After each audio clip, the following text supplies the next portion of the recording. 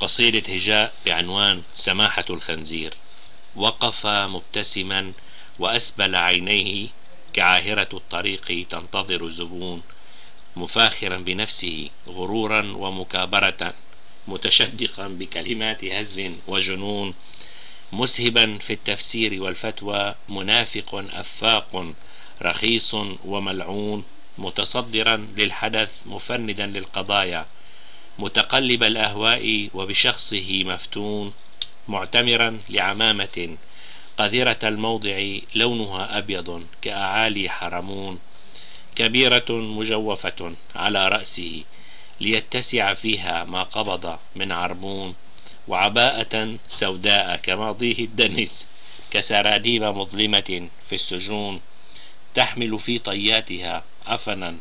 مؤامرات وقضايا قذرة وشجون، متحدثا عن التبعية ومآثرها، وكبير دورها في النفاق الحنون، علامة في الافتراء والكذب، منظرا لفقه دجل المجون، البيع والمتاجرة بالقيم والأعراف والزندقة صارت ضربا من الفنون، مطلقا لعناوين كبيرة وعبارات زائفة،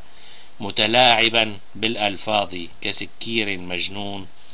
أكد بأفعاله أن نسبه ليس للحسون وأصله رد إلى سمحون، لص في أرض الشام باسم الأوقاف من الجزيرة إلى القلمون، ويتندر بعلوم لا يعرفها أحد ولم تورد في مقدمة ابن خلدون،